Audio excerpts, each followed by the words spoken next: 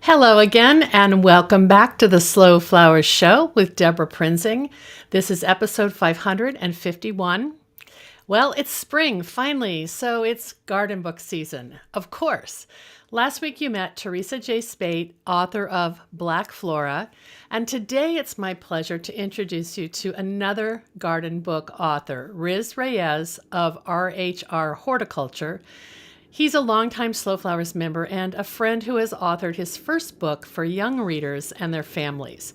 The book is called Grow. Grow encourages children to discover 15 plants and fungi with life-changing powers and to learn how to grow them at home.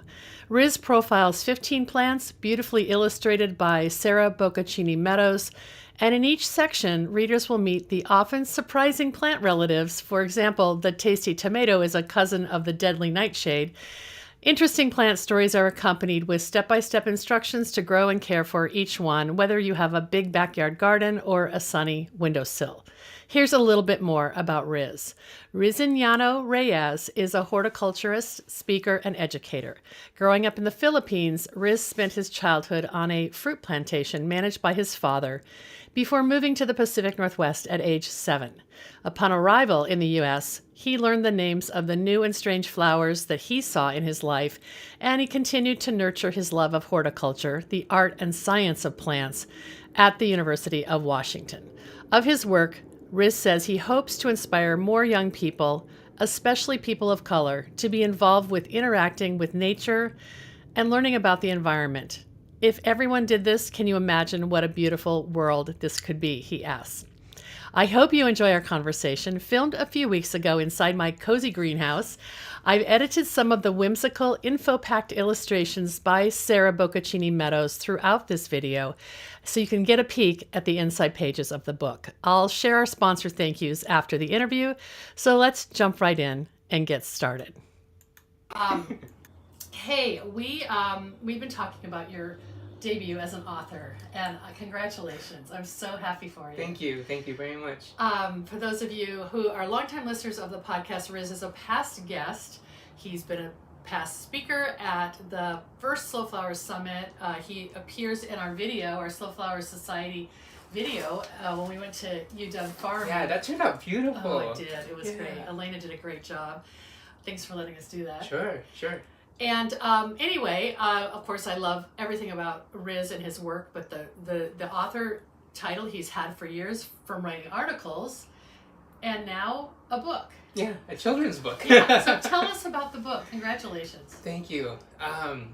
So this is my first time writing a children's book, and it was quite a process, actually. And so, because in the past, I would always get feedback from other people about, oh, Riz, gosh, you've done so many different things and so many different topics, you have so many different interests, when are you going to write a book? And I've always felt like it was, on what, I feel like everything's been written about already, whether it's flower arranging or, lilies, any hostas, I'm just interested in so many different things. I know, that's right? The thing, you are an expert in so many different things, and of course every genus has a book. Right, exactly. And so why do we need another book on whatever? So then it got me thinking. I've always wanted to write a book, to be able to say that have my body of work somehow encapsulated in a thing, that can live on beyond my years. A tangible artifact of your creativity. I thought, God, that'd be so amazing, to accomplish something like that. And then I thought about the audience, and the typical audience that I present to, and I thought, okay, well, this is sure I could go that route, but then I started thinking about the next generation. Even though people consider me like this next generation, I'm getting up there. I've paid a few dues, right? You have a few gray hairs, I know. I do. I love that. So yeah, it's an everyday reminder now. Like, okay, it is. You are moving into this stage in your life and career where, take a look back so you can now begin to look forward. Because as you get older, you have to be strategic, right? Mm-hmm. In terms of taking care of yourself, pacing yourself. Because even, I'm almost 40, not quite there yet, but I'm feeling it, Deborah. You know, I don't feel too bad for you, but yeah. Okay, I remember that. So like now I'm beginning to experience what people are talking about, but that's the thing, right? When you love what you do, you want to be able to do it into your later years. So anyway, so I started thinking about again this audience, and I thought, well, it'd be great to reach out to a younger audience and maybe share an experience and a story that they could relate to. Maybe I can share my story growing up, and because again, it's all sorts of things. Being an immigrant, moving into to the U.S. and having this really unique interest in plants and flowers. So I figured, oh, maybe that could be my angle. So I'd actually written a story that I was starting to send out to publishers, and getting rejection letters back, and kind of understanding this process. And I was working with a mentor who basically kind of coached me through, and I would write, make revisions, and he'd give me feedback and that sort of thing. So that was great. I'm always surrounded by these wonderful people that have been helping me through this process. And I just kind of kept it in the back, in the back of my mind that, oh, okay, maybe someday I'll get this out there, I'll do another revision, get it sent out again. And then when the whole world shut down in 2020, I was lucky to still be able to work. But then at the same time, I'm trying to think about, okay, well, what do I do? How can I engage with with an audience somehow? And I kind of did what everyone did, make videos and just do a lot of things on Instagram and that sort of thing. And then around, I want to say, around this time in 2020, so mid-March 2020, I get this email from Magic Cat Publishing. And I'm like, huh, okay. So I'm looking at it, and then they're saying, oh, hi, so-and-so.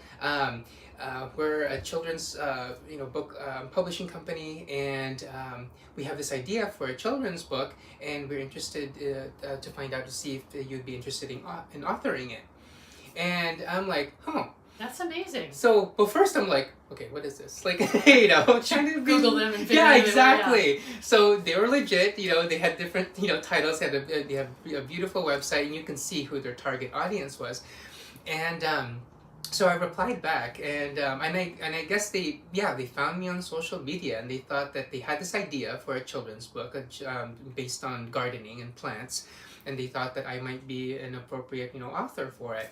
So so we had a Zoom chat, and I got to meet the editor there, and we had this conversation, and they showed me the outline of it, and we looked at it together, and I offered some ideas, and it became this sort of collaboration. And then they're like, okay, well, this sounds great, can you write us a sample of what ended up being these 15 chapters. So we started with the camellia. That was the first chapter that was written, and in a way that was the ticket, so to speak. So I submitted that, and then afterwards they replied back with a contract. Wow. So so that's where it began. So what is the actual premise? It's for children. What age group, and then also what's sort of the point of the book? What are they trying to communicate?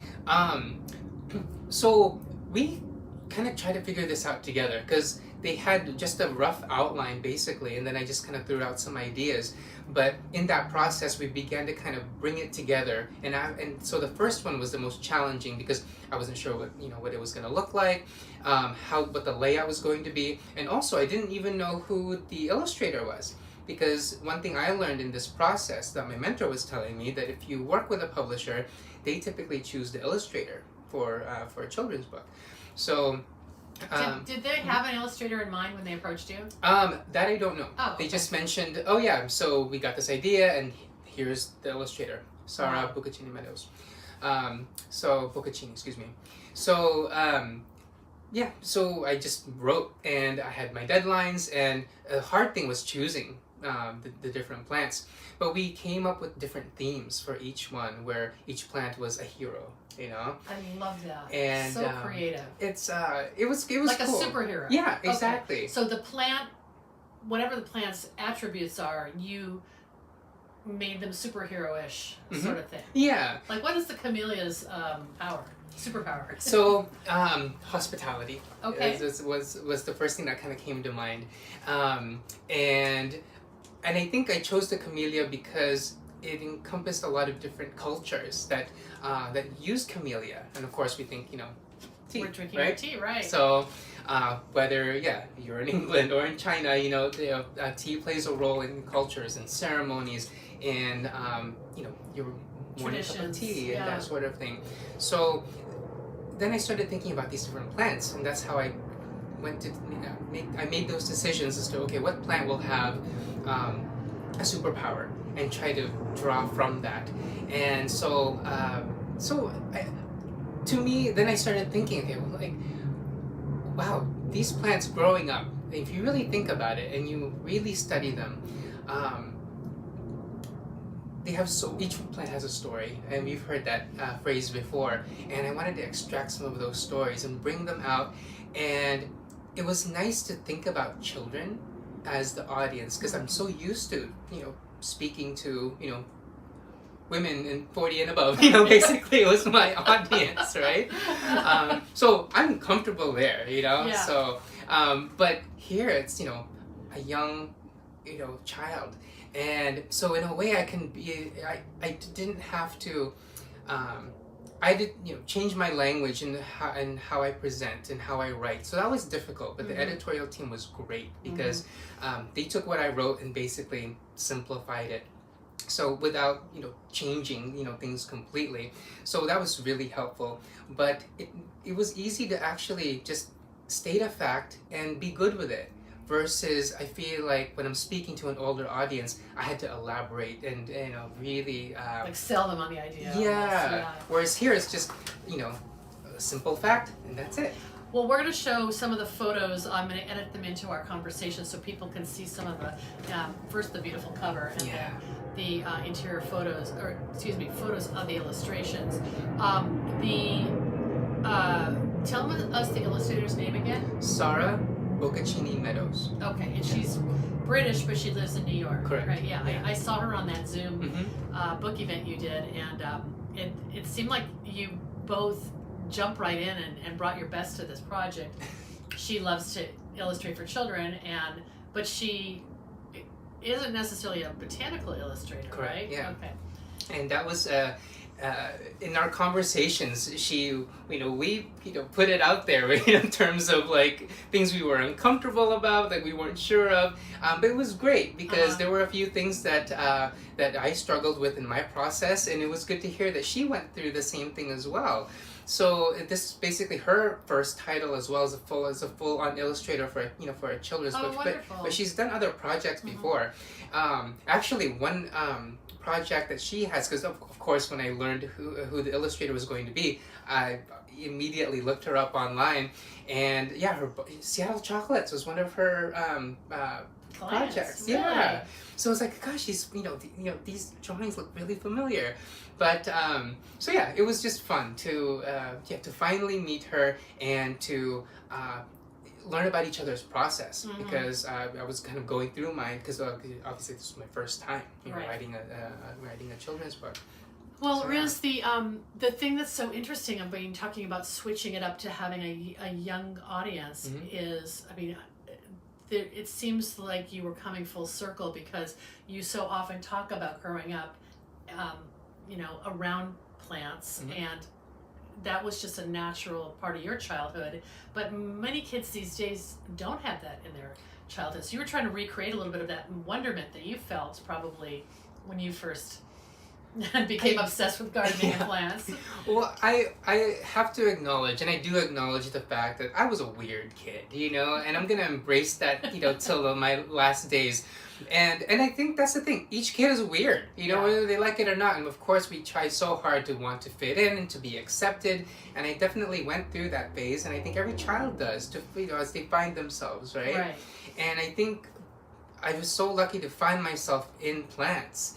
and that's why to me they are my superheroes, you know. Yeah, I So love it. that's kind of what, like, wow, that's really kind of what it is, because it was such an escape, and plants taught me so much. And when things weren't so great, you know, at home, plants were like, plants rescued me, basically, you know, by showing me all the different things that they did that were just unbelievable. It ignited your curiosity that you've had your, that propelled you into university and to a profession, and, you know, what you couldn't imagine doing anything else, I'm guessing. Yeah, I mean, it certainly felt that way, you know, especially when it comes to, work and, job. Like, gosh, what can I, there's so many different things that I could have done, you know. Yeah. But this was such a natural pull, and I was fortunate to have people around me that helped nurture that. But at the same time, it's it still took work. You know, there are times where it wasn't so great, and where you doubt yourself, because it's one of those careers that really I think my parents wanted to discourage me from pursuing, because there was a lot of uncertainty. But it also, in their mind, it was sort of like, we brought the family to the U.S. and to have a better life and a better future, and here's my son, my youngest son, wants to play with flowers and play in the dirt and grow plants. What is this? You could have stayed back in the Philippines and done pretty that, much, right? Yeah. But I'd like to think that there's so many different aspects to horticulture and different opportunities that I've had to hopefully show them that, like, look, here's something that, even though my where I'm living, the clothes that I wear, my hobbies, like, don't reflect that, but as a person, and what my profession has taught me, to be the person that I am, I think speaks volumes to my income, I guess. And I think it's really it's inspiring that you found your way in a profession that not a lot of people looked like you when you started. You were often the youngest, for sure. Yes. Yeah. And you've just created this life for yourself in plants, and it feels like, to me, the floral design was also part of Full Circle, because you used to love flowers when you were very young, and you were like, you would enter competitions, right? Yeah. So tell me a little bit how you rediscovered floral design, and is there any floral design in Grow? A modification or a version of it, but in the planning so this is the exciting part for me now that the book's out, and we're hopefully getting to a point in this pandemic where we can meet and gather, are the projects and the workshops that I want to do with kids that will definitely include floral design. I bet. Because it's the building blocks, and I basically want to teach children or share my experience with children, my own journey to horticulture, which began with floral. So it's a matter of getting something that's accessible. Here in my case, it was going to the grocery store and seeing these beautiful plants, and then wanting to know their names, and then wanting to learn where they came from. So yeah, exactly, like you said, we really became full circle in this process. How much floral design are you getting to do these days? Because you are working at a hospitality company, and you have an amazing gardens. Do you cut from them? And absolutely. Okay. Yeah. All right. And it's nice that I can kind of pass that baton on to to our gardeners that that work there, and also I helped design and plant the gardens at McMinimans Anderson School from the very beginning. So of course, when I'm planting things, it's like, okay, this will be a good cut, sort of thing. I need extra foliage at that time of year or whatever. And now we're in our 6th or 7th now growing season.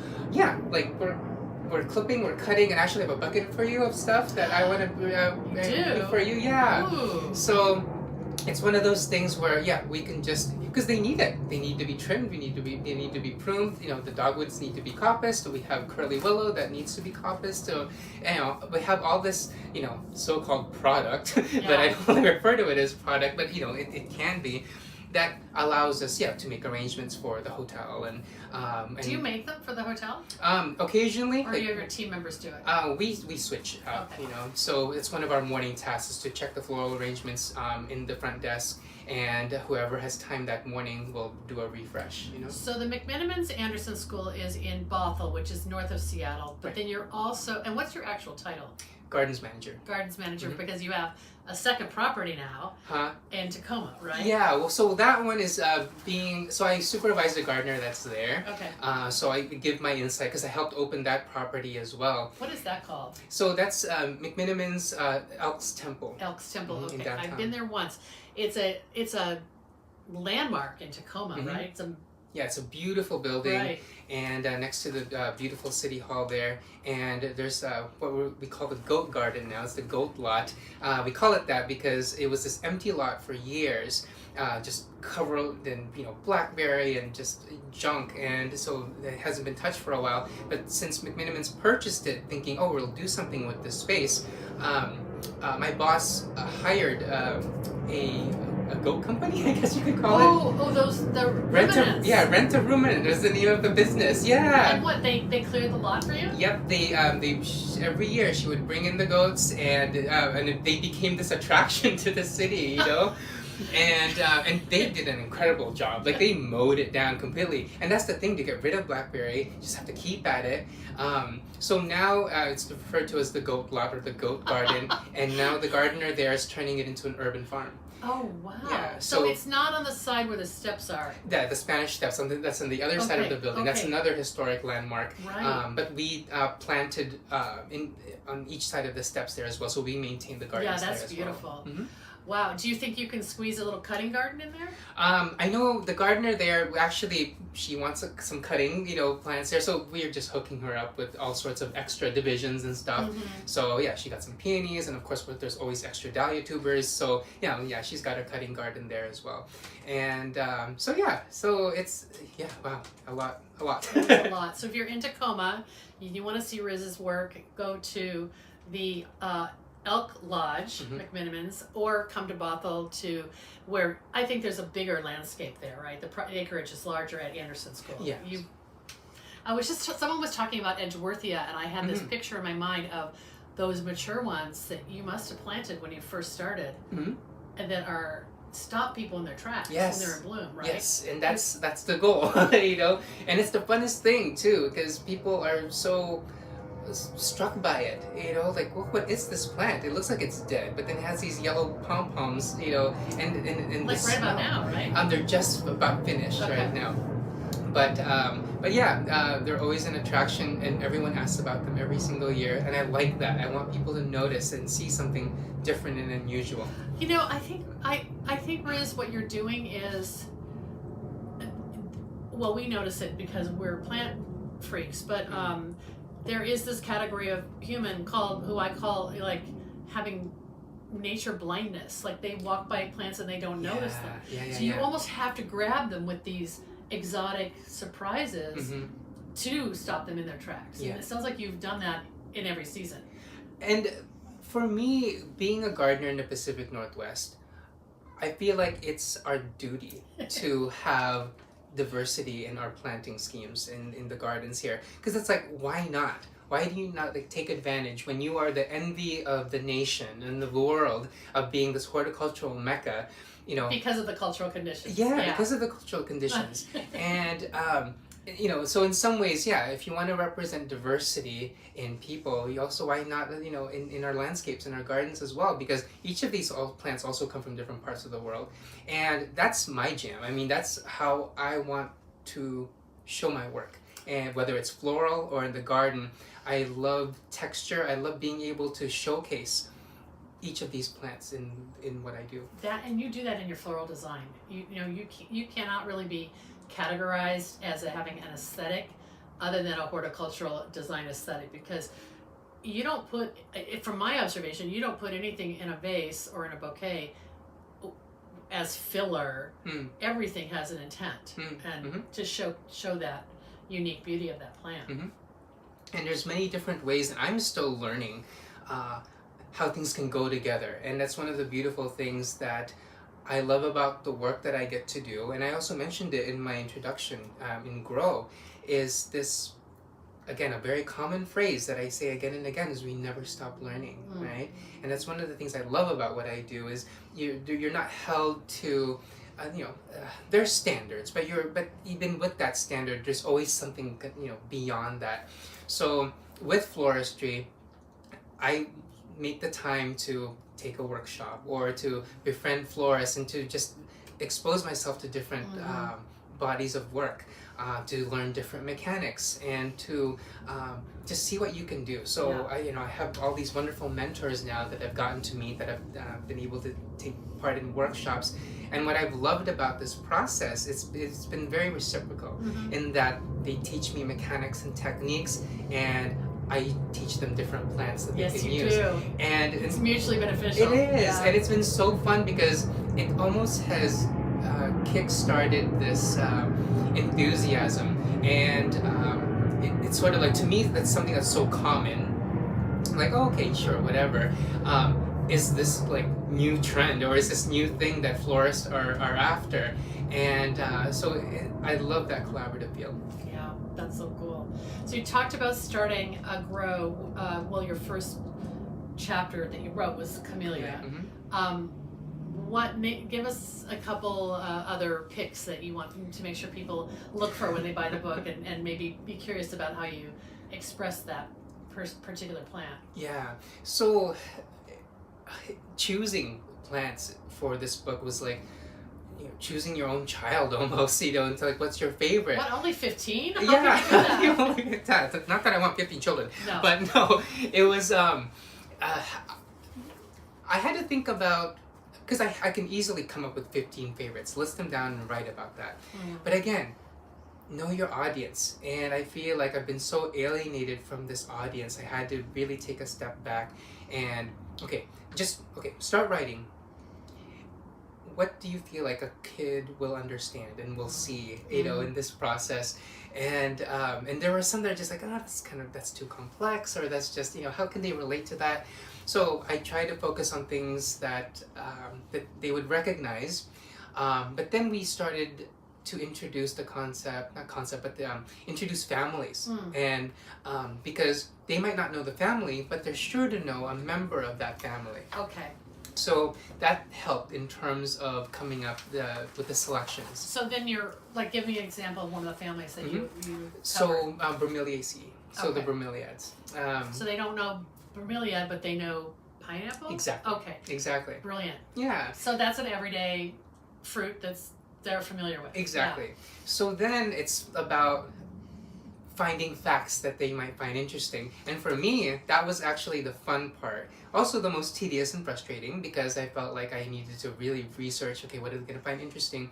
Because I had to look beyond my own knowledge about the particular plant or plants, and find these facts that will hopefully resonate with the reader. That help tell a story about that plant Yes, or that yeah. family. So a lot of history, a lot of mythology, folklore, and that sort of thing, and also plants that have impacts from different cultures. Yeah. And I learned a lot actually in this process, thinking, I know these plants, I know a lot already. But again, it goes to show how you're always learning in this process. So like the pineapple, for example, learning about its origins and where it was native to. I didn't realize it was native to it early on. But also its background and how in the Victorian era, how it was, I didn't realize it was this prized fruit that symbolized, wealth. And it's just like, and that's why they referred to the leaves as like a crown. Like, like I could definitely see that now. And then also how the motif of the pineapple was used to represent, artwork and stonework in large estates and houses, to signify that yes, this is this exotic plant. We are wealthy, kind of thing. Interesting. The plant explorers brought the fruit back to the conservatories of England. Exactly. Yeah. Exactly. I thought it was interesting when I watched your online book launch that you talked about mushrooms being a big challenge. Yes. because Did you choose it, or did they ask you to include it? I decided to torture myself with this chapter because I love mushrooms. I love to eat them, but I never fully delved into the life cycle and the process of mushrooms. I knew basics of it, but I really had to research and explain, and we actually had to go back and forth with the editor to make sure, like, okay, does this make sense? Is this correct? Because the last thing I want is a mycologist coming to me and be like, you should have done this. You did that was wrong. Yeah, exactly. So, but I did my part. Let the editorial staff just kind of fill in the blanks for me. But again, it was just finding fun facts about it. But what we really wanted to communicate with mushrooms was, they're the heroes of communication, collaboration, and how they all work together to bring different organisms together to work, and the symbiosis of organisms that occur when you're dealing with fungi. So that's what a great way to teach that. Yeah, I love that. So I felt like, okay, as complicated as mycology can be, and not really knowing any of the Latin names of the different mushroom species, even. I felt like, okay, I need to challenge myself. You stretched on that one. Yeah, and so I'm glad I got through it. I hope it came through okay. But I also did enjoy a lot of the fun facts that came with it. Like truffles, and I love Sara's illustrations too with the pig. That sort of thing, and hunting for them. So she would take what you wrote and then go off on some crazy, not crazy, but like whimsical way to illustrate that. Which of course the children maybe even look at the photos before they read the words. Maybe an adult is reading the words to them. Yeah, and that's another thing too, that it wasn't until the very end of the book when I got the last proof and when they began marketing the title was, my focus was, of course, this is going to be a children's book. But in a way, I think I still had that part of my voice always speaks to the adult. Right. So then they did a beautiful job in incorporating my words and not only having it for kids but for adults as well, which meant it can be for the family. Right. So the parents and grandparents are going to buy this book anyway and give it to the child. Yeah. But they can experience the book together because you put these projects in the book. Yes. So what were some of the fun projects that you came up with? Are they ways to get kids to interact with plants? A lot of it is to interact with plants, and a lot of it is for them to understand some of the basics of plant growing. Okay. So, for example, in the apple chapter, so again, that was a big family, and so I could have done the rose, right? But then I'm like, okay, let's do a food spin onto it. What's the most common fruit people will know that's in Rosaceae? Of course, it's the malice, the apple, and of course the different stories and folklore and history behind all that. They had really I wrote a lot for that chapter, and of course they pared it down. It probably could have been a whole book in and of itself. Exactly. So, but I wanted to, of course, to represent the family. But the project for that one is to grow an apple from seed, which in some ways kind of made sense. A lot of children learn about Johnny Appleseed and you can really grow an apple tree from a seed. When in reality, I mean, sure, but the type of fruit that you'll get probably won't be the same. But I still want them to try. So you actually tell kids how to pull the seed out of the core of the apple and germinate it. Well, I'd like to think that they can figure that out for themselves in terms of what the seed is. I mean, that's what you're suggesting. Yeah. But the main lesson that I had that was beautifully illustrated actually was a simple viability test. Okay. And it's something that can be used for all seeds. So let's say you have an old packet of seeds, is this still good? Or will this seed grow?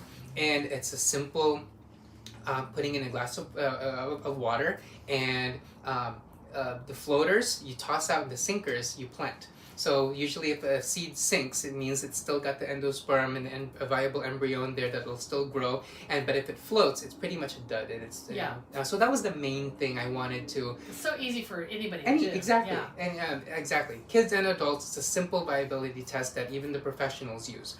And then there's the added sort of, hey, for fun, you can plant it and grow your own apple tree. And then, yeah, it could be several years. And of course I didn't get into, grafting, that sort of thing. Although we did mention it, and it's illustrated, and that's what's done to produce apples, commercially, so you have to graft them. Oh, how cool. So, and again, another beautiful illustration that shows that, again, how would kids recognize these things, For me, it was like, I geeked out about this sort of stuff, like I was teaching my 5th grade class in elementary school how to tea bud a rose. I was that obsessed, as a kid. Wow. So, but just a glimpse, a simple drawing and a simple explanation, to get them curious, to be like, oh, what's that process? Oh, do they just take sticks then and shove it into like a big part, like into a tree, and then it can grow a tree, and that's supposed to make it fruit faster? Like, have them ask these questions. So to go beyond the book, and I think that's why the format and the way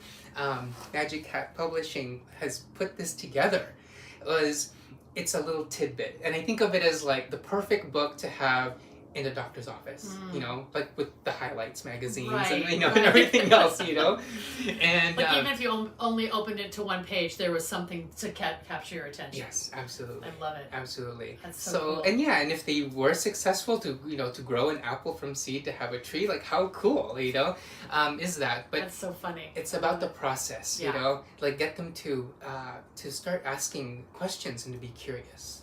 I love it. This has been so much fun. Yeah. I have purchased Grow to send to a young friend of mine. Oh, great. And I have the PDF, so I will share some of the pages when we broadcast this interview so people can get a teaser. But of course, we want people to go to their local independent bookseller and purchase Grow. And Riz, are you going to, you have a calendar of events on your website, right? I'm working on it. Okay. I'm getting a few dates nailed down, and a lot of requests, but also, like I mentioned earlier, excited for some of these events where we can, springtime, summertime, and the different locations around Seattle. Maybe they'll send me to different parts of the country. Oh, I just heard some news too. So they're publishing the book in multiple languages. Awesome.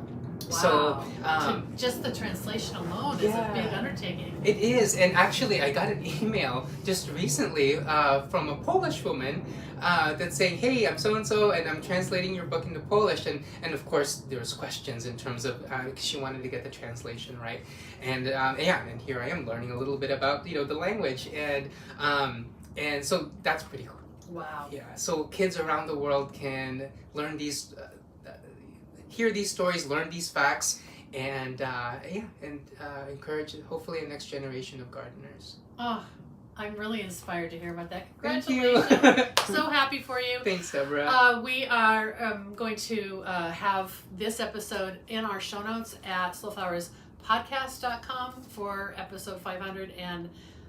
Wow. I know. Wow, already. So congratulations, Deborah. I know. I don't know how to stop. So we'll share photos, and you'll get to find Riz's social places and more about him, and the link to your earlier podcast interview. So Oh my gosh, much. that was a while back. Yeah. And thank you for having me again. This was really fun, and it's good great. to catch up with you. Yeah, thanks. You're welcome.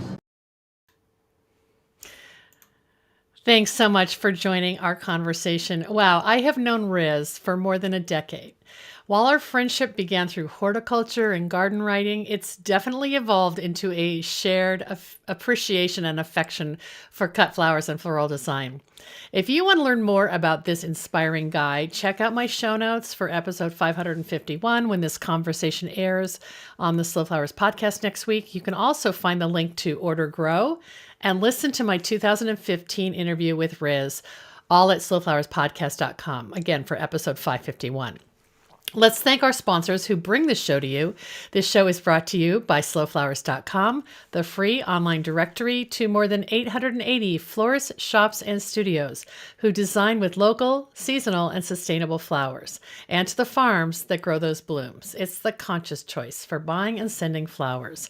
And thank you to our lead sponsor, returning for 2022, Farm Girl Flowers. Farm Girl Flowers delivers iconic burlap wrap bouquets and lush, abundant arrangements to customers across the U.S., supporting U.S. flower farms by purchasing more than $10 million of U.S. grown, fresh and seasonal flowers and foliage annually. Discover more at farmgirlflowers.com. Thank you to Cal Flowers, the leading floral trade association in California, providing valuable transportation and other benefits to flower growers and the entire floral supply chain in California and 48 other states. The association is a leader in bringing fresh cut flowers to the U.S. market and in promoting the benefits of flowers to new generations of American consumers. Learn more at cafgs.org. Thank you to Store It Cold, creators of the revolutionary CoolBot. The CoolBot saves thousands of dollars for you when you build your own walk-in cooler using the CoolBot device and an air conditioner. Don't have time to build your own? They also have turnkey units available. Learn more at storeitcold.com. And a final thanks to flowerfarm.com. Flower Farm is a leading wholesale flower distributor that sources from carefully selected farms to offer high-performing fresh flowers sent directly from the farm straight to you. You can shop by flower and by country of origin at flowerfarm.com. Find flowers and foliage from California, Florida, Oregon, and Washington by using the Origin Selection tool in your search. It's smarter sourcing. Learn more at flowerfarm.com. The Slow Flowers Show is a member-supported endeavor, and I value our loyal members and supporters. If you're new to our weekly show and our long-running podcast, check out all of our resources at slowflowerssociety.com. And consider making a donation to sustain Slow Flowers' ongoing advocacy, education, and outreach activities. You can find the donate button in the column to the right at slowflowerspodcast.com. I'm Deborah Prinzing, host and producer of the Slow Flowers Show and the Slow Flowers Podcast. Next week, you're invited to join me in putting more slow flowers on the table, one stem, one vase at a time. The content and opinions expressed here are mine alone or those of my guests alone, independent of any podcast sponsor or other person, company, or organization. Thanks so much for joining us today, and I'll see you next week.